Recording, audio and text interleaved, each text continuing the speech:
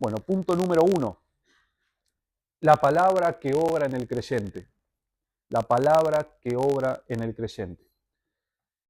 En el versículo 13, Pablo dice varias cosas interesantes con respecto a la palabra de Dios. Pablo habla de cómo los hermanos de Tesalónica recibieron esta palabra y cómo ésta había producido fruto en ellos. En primer lugar, el apóstol está agradecido.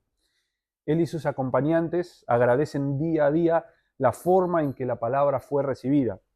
Ese por lo cual inicial del versículo 13 está conectando directamente el pasaje de hoy con lo que hemos estudiado el miércoles pasado, dejando en claro que esos esfuerzos misioneros y el arduo trabajo por parte de ellos, en medio de tanta oposición, rindió frutos en los tesalonicenses de manera que ellos están agradecidos. Es natural que uno esté más agradecido a Dios cuando responde y recompensa una tarea ardua y esforzada como la que llevaban adelante los misioneros. ¿Y cuál es el fruto que esta labor produjo? Bueno, muchas personas en la ciudad de Tesalónica respondieron con fe al llamado del Evangelio, por lo que Pablo no puede más que estar agradecido a Dios por su obra. La palabra que ellos predicaban, es decir, el Evangelio, fue recibida por los tesalonicenses, dice Pablo, no como palabra de hombres, sino como palabra de Dios. Nosotros ya hemos visto en estudios anteriores, lo mencionamos recién brevemente en la introducción, la singularidad de la ciudad de Tesalónica. Era una ciudad principal, capital de la provincia de Macedonia. Habíamos visto que estaba ubicada en medio de la Vía Egnatia, que recorría casi todo el continente de este a oeste, y conectada por un breve trecho de navegación con la Vía Apia, que llegaba directamente hasta Roma, convirtiendo así toda esta ruta el camino principal que se recorría desde Roma para llegar al oriente.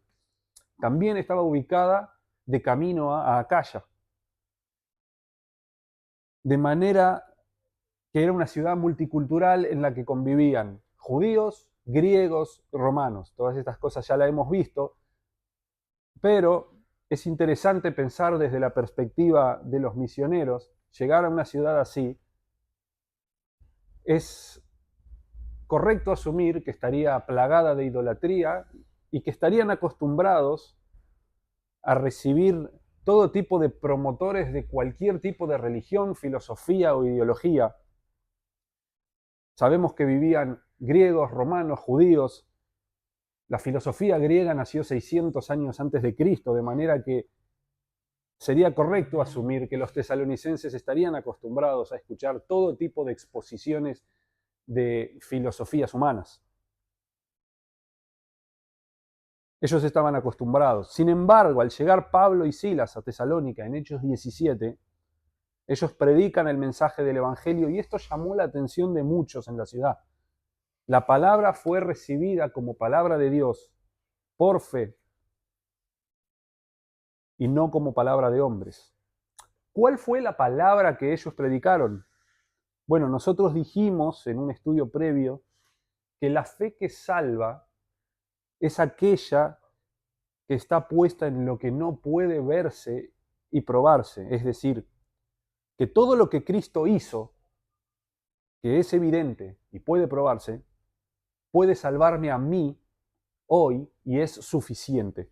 Eso no puede probarse. Eso se acepta y se recibe por fe.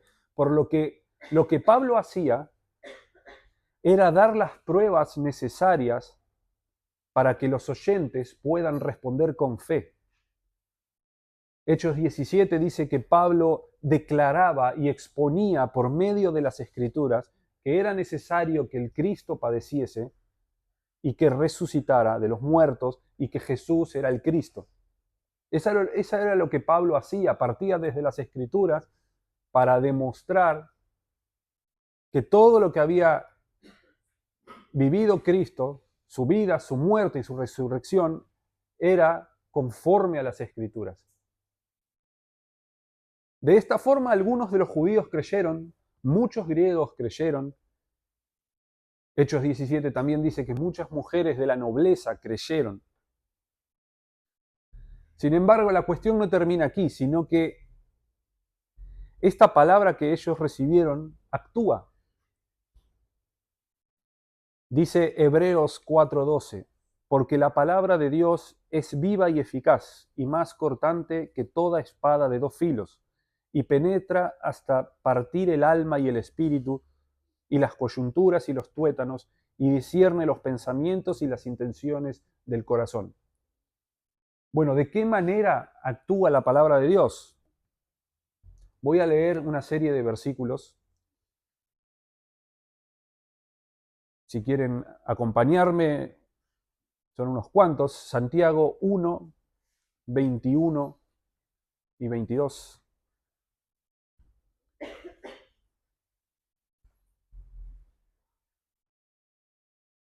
Por lo cual, desechando toda inmundicia y abundancia de malicia, recibid con mansedumbre la palabra implantada, la cual puede salvar vuestras almas. Primera de Pedro 1:23 dice, siendo renacidos, no de simiente corruptible, sino de incorruptible, por la palabra de Dios que vive y permanece para siempre. Voy a leer yo los siguientes porque son 3 versículos más. Santifícalos en tu verdad, tu palabra es verdad, dice Cristo en Juan 17:7. Dice Salmo 119:50, ella es mi consuelo en mi aflicción, porque tu dicho me ha vivificado.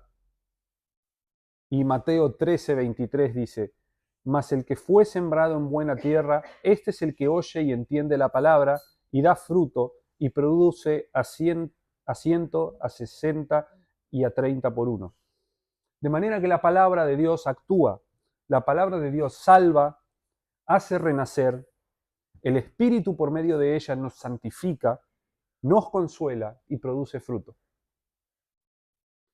Es importante en este punto la distinción de que no es palabra de hombres. La palabra de hombres, los pensamientos, ideologías, filosofías, cualquier tipo de corriente de pensamiento humano, no puede jamás actuar de esta forma. ¿Podría acaso la palabra de un hombre salvar un alma? ¿O la palabra de un hombre santificar o vivificar? No, de ninguna manera. La palabra de hombre no podría prevalecer contra los deseos de la carne. Definitivamente no. De manera que los tesalonicenses recibieron el Evangelio con fe, entendiendo que era la palabra de Dios, y esto definitivamente produjo fruto en ellos. Los salvó en primer lugar, los perseveró, los santificó, y en medio de tanta oposición, prueba y persecución, los sostuvo. Por lo cual el apóstol y sus acompañantes estaban más que agradecidos. Punto número 2 en esta noche, la perseverancia del creyente. La perseverancia del creyente. Los versículos siguientes continúan exponiendo los frutos que la palabra de Dios había producido en ellos. Ellos reciben la palabra con fe y no solamente fueron salvos por esa palabra, sino que ante la oposición ellos perseveraron. Y como dice el apóstol, se convierten en imitadores de las iglesias de Dios en Cristo que estaban en Judea. Con respecto a esto de ser imitadores, no es tanto así que los hermanos en Tesalónica hayan decidido imitar, sino que es la obra de Dios que es la misma en todos lados. La obra de Dios produce salvación, la palabra de Dios salva, la palabra de Dios persevera, la palabra de Dios santifica, y su obra es la misma en todos lados.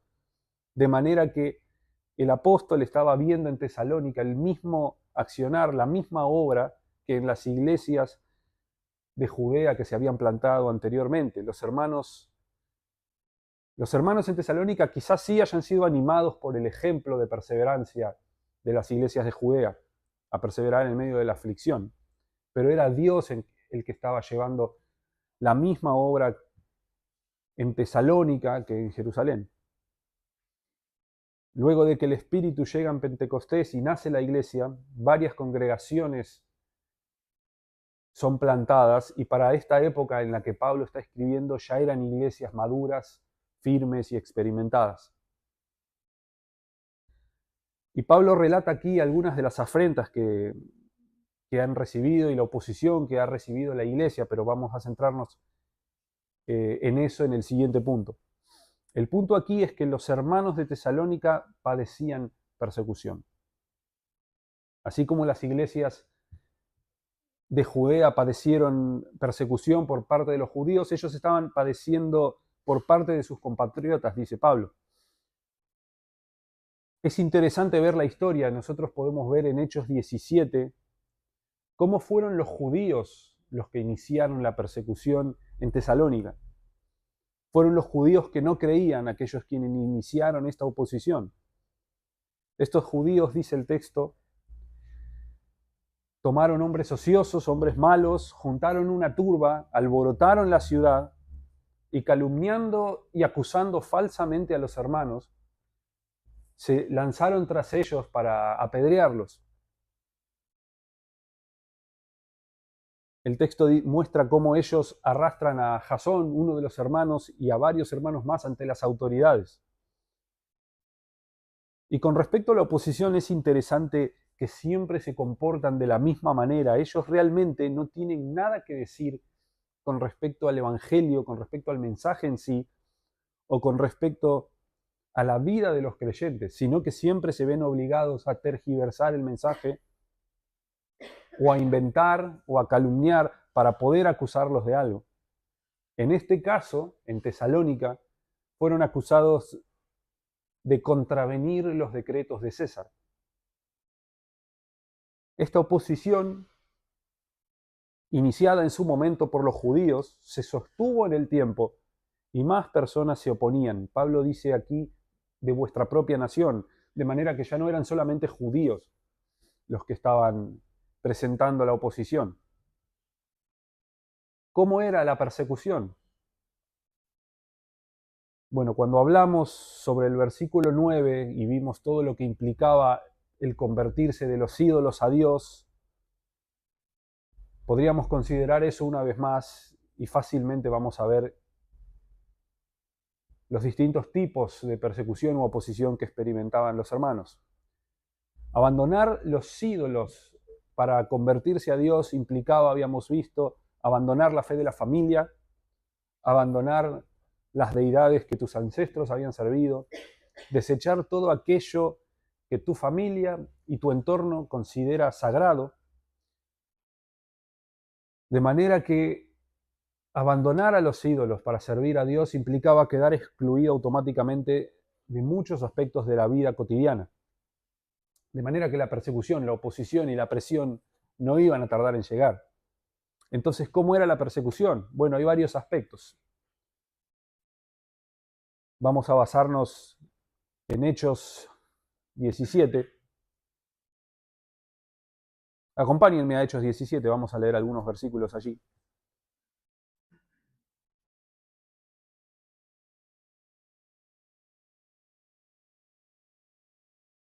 Hechos 17, el versículo 9, luego de que Jasón y los hermanos son arrastrados a las autoridades, dice: pero obtenida fianza de Jasón y de los demás, los soltaron. Es decir, hostigamiento legal, multas, fianzas, llevar ante las autoridades, citaciones, prohibiciones, hostigamiento legal. En segundo lugar, violencia, asaltos a casas, escándalos públicos, empujones, gritos, dice el versículo 5. Entonces los judíos, llenos de envidia, tomaron consigo algunos ociosos, hombres malos, y juntando una turba alborotaron la ciudad y asaltando la casa de Jasón procuraban sacarlos al pueblo. Difamación y burla. Se les acusó de trastornar al mundo entero y de ser subversivos.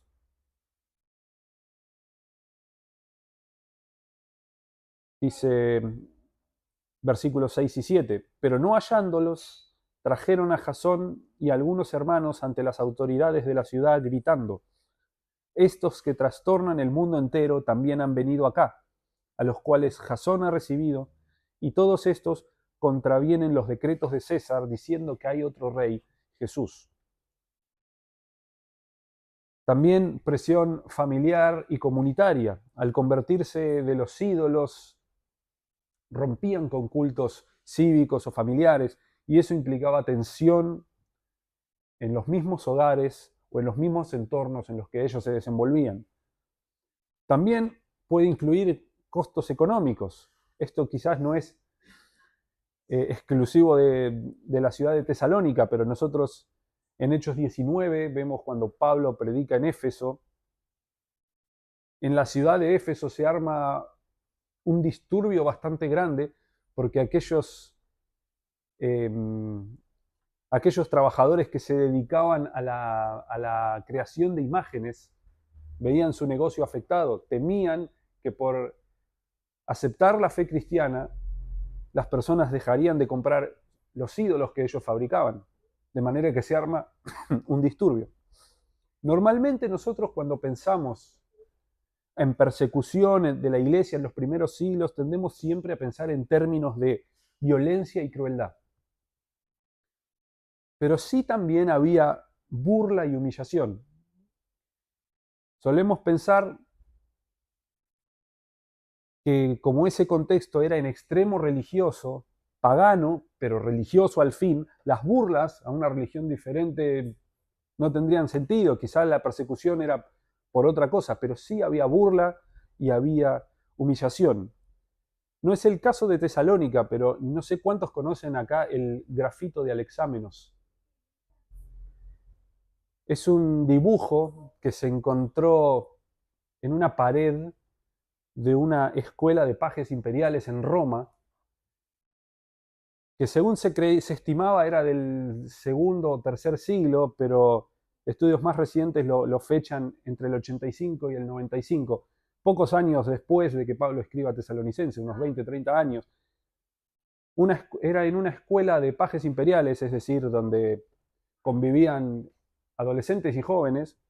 Se encontró raspado en el revoque de una pared con piedra la imagen de un hombre desnudo, crucificado, con cabeza de burro, y al lado otro hombre con la mano levantada, y abajo dice, en griego mal escrito, Alexámenos adorando a su Dios.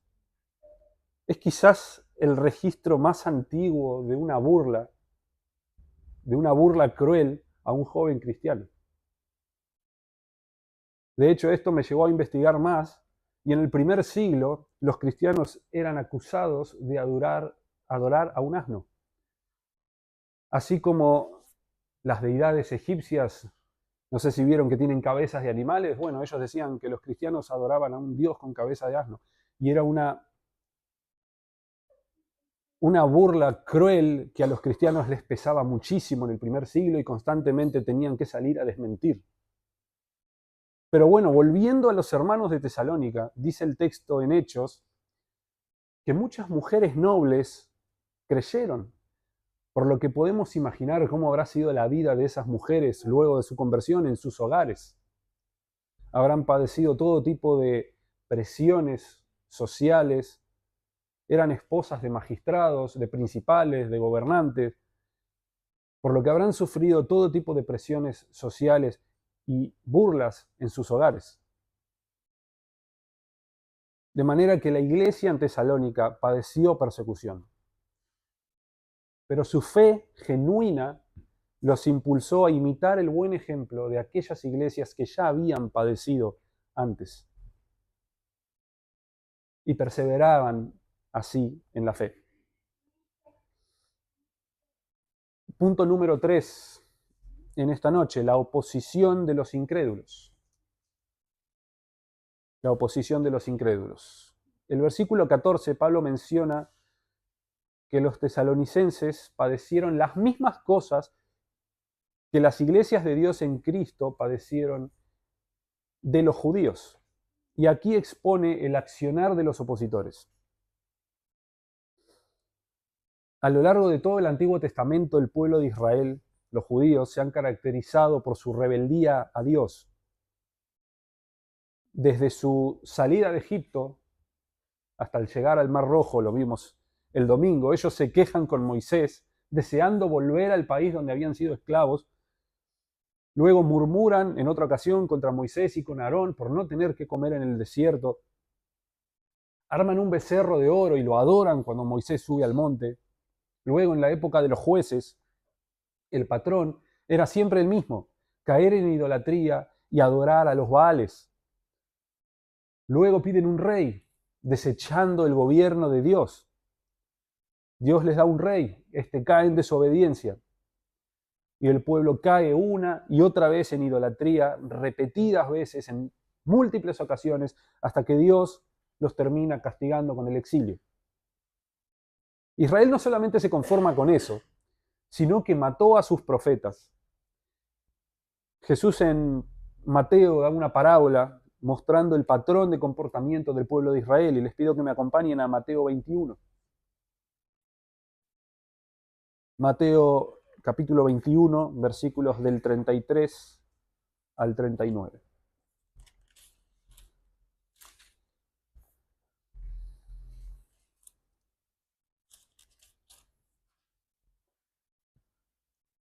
Dice el texto: Oíd otra parábola. Hubo un hombre, padre de familia, el cual plantó una viña, la cercó de vallado, cavó en ella un lagar, edificó una torre y la arrendó a unos labradores y se fue lejos. Y cuando se acercó el tiempo de los frutos, envió sus siervos a los labradores para que recibiesen sus frutos.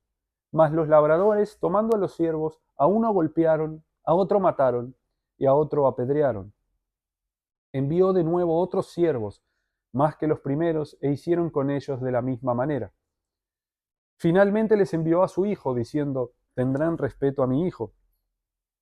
Mas los labradores, cuando vieron al hijo, dijeron entre sí: este es el heredero, venid, matémosle y apoderémonos de su heredad. Y tomándole, le echaron fuera de la viña y le mataron. Hasta ahí con el texto. Los judíos mataron a sus propios profetas. Nosotros vemos en la historia del pueblo de Israel, vemos cómo Jezabel mataba a los profetas, cómo Elías fue amenazado de muerte, Micaías abofeteado y encarcelado por profetizar la verdad, Zacarías asesinado en el atrio del templo, Jeremías azotado en una ocasión, echado en una cisterna en otra ocasión. El profeta Urías fue asesinado por profetizar contra la ciudad, y la lista podría seguir. El pueblo de Israel se caracterizó desde un inicio por su rebeldía, apatía, oposición a su Dios. Ellos mataron a sus profetas, mataron a su propio Mesías y perseguían para dar muerte a los testigos del Cristo resucitado. Pablo dice: y a nosotros nos expulsaron. En el griego, esto quiere decir: nos echaron fuera persiguiéndolos. Los echaron fuera persiguiéndolos, perdón. Un comentarista menciona que ese término significa o se puede usar para referirse a cazar. No sé si sea correcta o no la traducción del término, sin embargo, en la práctica era lo que estaban haciendo. Ellos estaban llevando adelante una cacería de los mensajeros de Cristo. En Hechos 14, cuando Pablo y Bernabé predican en Iconio, la oposición de los judíos llegó a ser tal que se lanzaron junto con los gobernantes y otros gentiles a apedrearlos. Sin embargo, ellos huyen a Listra y comienzan a predicar en Listra. Y notamos que al final del relato de Hechos 14, de ese relato de los acontecimientos en Listra, se vuelve a alborotar la multitud y terminan apedreando a Pablo, lo dan por muerto, lo arrastran fuera de la ciudad. Y es interesante que quienes alborotan la ciudad son los judíos, y dice el texto que fueron unos judíos que vinieron de Antioquía y de Iconio. De manera que Pablo predica en Iconio, se va a Listra y los judíos opositores de Iconio viajan a Listra con él para oponerse ahí también. Vemos lo mismo en Tesalónica. Ellos enseñan por poco tiempo en Tesalónica y luego se ven obligados a huir a Berea. a causa de la persecución. Pablo y Silas terminan predicando en Berea y es interesante que la persecución les llega ahí también. Hechos 17, versículo 13 dice: cuando los judíos de Tesalónica supieron que también en Berea era anunciada la palabra de Dios por Pablo, fueron allá y también alborotaron a las multitudes. De manera que los judíos estaban llevando adelante una cacería. Estaban cazando a los testigos del Cristo resucitado. Estaban cazando a aquellos que predicaban el mensaje de salvación. Pablo concluye que no agradan a Dios y se oponen a todos los hombres. Por supuesto que no agradan a Dios, ya que la única manera de agradar a Dios, es estando en Cristo. Es en Cristo que somos justificados. De manera que al estar fuera de Cristo, ellos no pueden ser justos jamás. Dice Pablo en Romanos 10, versículo 3, porque ignorando la justicia de Dios y procurando establecer la suya propia, no se han sujetado a la justicia de Dios. Ignorando la justicia de Dios que dice Pablo en Romanos no se está refiriendo a ignorando el atributo de justicia de Dios, sino la justificación que Dios provee por medio de Cristo. Los judíos, ignorando la justicia que Dios tiene para darles en Cristo, procuran establecer su propia justicia. Ellos además se oponen a todos los hombres. Ellos, persiguiendo a los mensajeros y pretendiendo callar a los misioneros en oposición al mensaje del Evangelio, estaban esforzándose por impedir que el mayor bien jamás imaginado llegase a los gentiles. Esto no es de sorprender, ya que ellos veían a los gentiles con un odio y desprecio desmedidos. De hecho, hasta el día de hoy, los judíos ortodoxos ven a los no judíos como animales o como siervos, de manera que odiaban la sola idea de que Dios deseara salvarlos. Por lo que se oponían. Ellos se oponían a Dios, se oponían al Evangelio de Cristo y de esta forma también se oponían a todos los hombres, ya que ellos luchaban, a sabiendas o no, por el mal de ellos. Pablo concluye diciendo que de esta manera ellos colman siempre las medidas de sus pecados. Esta ilustración podría entenderse como apilar pecados uno arriba del otro hasta llegar al límite. Ellos, los judíos opositores, llegaron al extremo. Ya no había ningún pecado más que pudieran cometer. Ellos se rebelaron contra su Dios, se rebelan contra su Dios, mataron a sus profetas, mataron a su Cristo, persiguieron a sus testigos y se oponen a que otros escuchen el Evangelio para ser salvos. ¿Cuál es el resultado de esto? Bueno, ya lo hemos hablado muchas veces y en repetidas ocasiones. El resultado de esto es la ira de Dios. Pablo aquí se está refiriendo a la ira que vendrá en aquel día final. Sin embargo, es interesante que Pablo usa el verbo en pasado.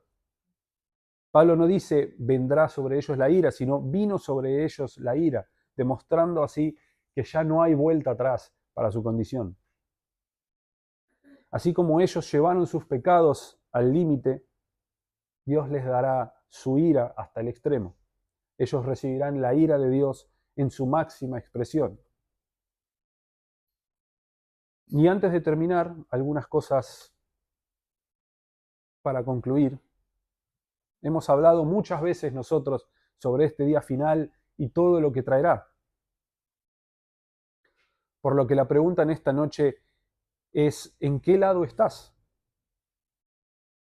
Podemos ver que hay creyentes que reciben la palabra con fe y la palabra actúa en ellos, y hay opositores. Bueno, déjenme decir que no hay punto intermedio. No hay punto intermedio. O se está en Cristo o no se está en Cristo. Y todos aquellos que no estén en Cristo, en ese día final, recibirán ira de la misma manera que estos opositores y perseguidores. Porque la salvación, déjenme decirles, la salvación o la condenación no es en base a las obras que puedas o no hacer, sino en base a la relación que tengamos con la obra de Cristo. aquellos hombres que llevan vidas moralmente ordenadas tendrán el mismo castigo que aquellos perseguidores más crueles. No habrá menos infierno para unos que para otros. La condenación eterna va a ser la misma. ¿Te has acercado a Cristo con fe? ¿Crees y confías en que su obra es suficiente para salvación? Entonces podés tener confianza. Seguí creyendo, seguí confiando. Pero si no estás en Cristo, no esperes que te vaya mejor que a estos perseguidores. No esperes que te vaya mejor que a estos judíos incrédulos sobre quienes va a venir la ira hasta el extremo. Dejando un poco de lado este asunto del día final y concentrándonos un poco más en el presente, nosotros vemos en este texto y a lo largo de todo el Nuevo Testamento que un creyente va a experimentar oposición. Yo estoy convencido, plenamente convencido, de que el grado de oposición que vive un creyente es enteramente proporcional a su semejanza a Cristo. Cuanto más parecido a Cristo sea un creyente, más oposición experimentará.